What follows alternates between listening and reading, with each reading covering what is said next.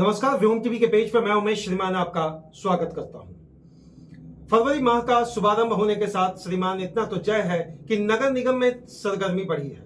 नगर निगम सरगर्मी की बात करेंगे तो वो सफाई की बात नहीं कर रहे श्रीमान, न इसके विकास की बात करेंगे।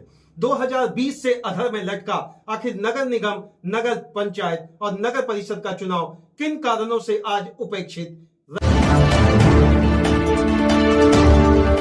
यूं तो लोकसभा विधानसभा के अंतर्गत जिस तरीके से आपने राजनीति देखी, एक बात तो तय था कि ग्रामीण स्तर और शहरी दोनों गरमाया था। अब मामला श्रीमान ठंडे बस्ते में हम इसलिए कहेंगे, अब विकास का पायलट प्रोजेक्ट, अब ब्लूप्रिंट का खाका तैयार हो रहा कि किन किन क्षेत्रों में कैसा विकास किया जाएगा। लेकिन जो सबसे बड़ा विकास का खाका 2020 से अधिकारियों के खाते में, उनके पाले में गिरा हुआ है, वो श्रीमान नाम है नगर निगम का। नगर निगम जिसे शहर घोषित कर दिया जाता है, नगर निगम का वह क्षेत्र जिसे विकास का अमली जामा दिखाने के लिए बड़ी बड़ी लाइटें तो लगा दी जाती है, बड़े बड़े रोड का निर्माण कर दिया जाता है, लेकिन धरातल पर श्रीमान जब जनप्रतिनिधि चुनने की बात हो जाती है तो यह अधर में क्यों।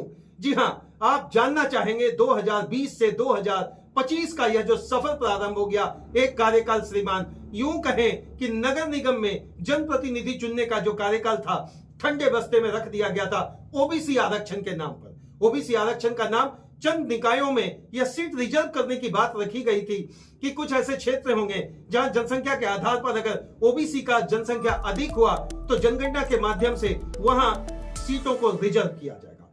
श्रीमान रिजर्व करें या ना करें, इतना लंबा सर्वे में बात आकर लटक गया। इस पर यहां तक कि हाई कोर्ट को भी संज्ञान लेना पड़ा, यहां तक कि इस पर बेहतर ढंग से एक कार्य हो सके, एक कार्य प्रणाली बनाने के लिए अब राजनीतिक स्तर पर आंख खुला है श्रीमान सबका।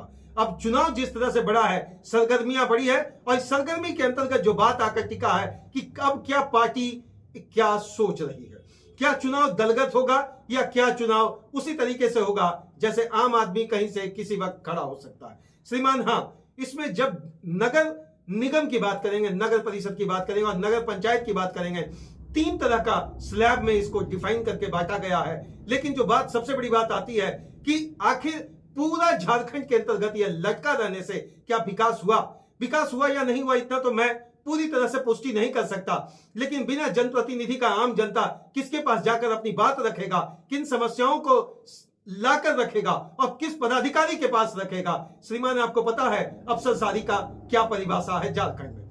अफसरसारी किस तरीके से गौन और मौन न रहते हुए भी कार्य करती है या गौन मौन रहते हुए भी कार्य कर जाती है।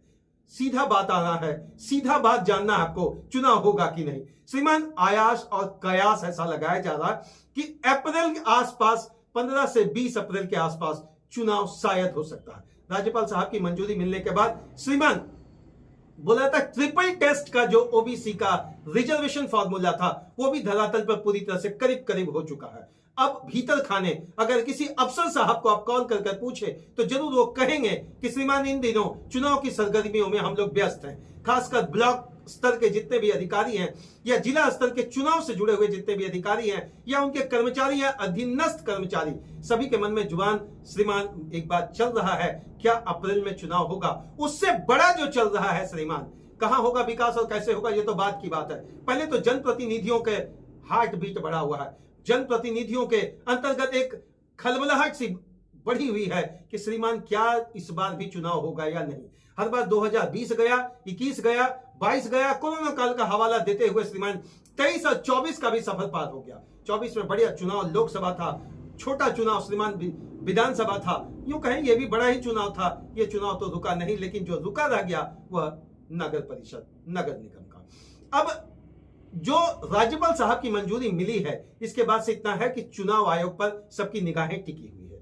यह बात कहा जा रहा, भीतर से सूत्रों से पता चलता है, जहां तक हो सके श्रीमान आप मानकर चलिए 10 से 15 मार्च के बीच में शायद चुनाव आयोग डेट निर्धारित कर सकता है। और जैसे चुनाव आयोग डेट निर्धारित करेगा, आचार संहिता लागू हो जाने के बाद चुनाव प्रक्रिया तेज हो जाएगा। अब आता है जनप्रतिनिधियों के मन में चल क्या रहा है। जनप्रतिनिधि कहीं ना कहीं मन में लड्डू जरूर फूट रहा होगा श्रीमान कि इस बार हमारी बारी। लेकिन ये जो 5 साल दे किया है जिन्होंने आम जनता के बीच में तैयारी, वही कुछ कर पाएंगे। इधर कांग्रेस ने सर्वदलीय समिति बना लिया, इधर सर्वदलीय संगठन की बात कर रहे हैं भाजपा की तरफ से भी। कि डिप्टी मेयर, मेयर, ये सब जित बड़े पोस्ट होंगे वो हो सकता है दलगत हो, लेकिन अब बात खड़ा होता है झारखंड में जो सबकी निगाहें आकर टिकी हुई है, वह टिकी हुई है नगर निगम चुनाव के अंतर्गत क्या कुछ जेल कैंप पार्टी करने जा रही है। हालांकि यदा कदा चैनलों पर जेल कैंप के अध्यक्ष श्रीमान जयराम महतो ने स्पष्ट कहा है कि नगर निगम चुनाव में जेएमएम को ललकारा है उन्होंने कि आपको पता चल जाएगा कि किस तरह से जेल कैंप की तैयारी है। केवल गांव में ही नहीं, केवल ग्रामीण स्तर पर ही नहीं, बल्कि शहरों में भी हमारा यूनिट मजबूत हो गया।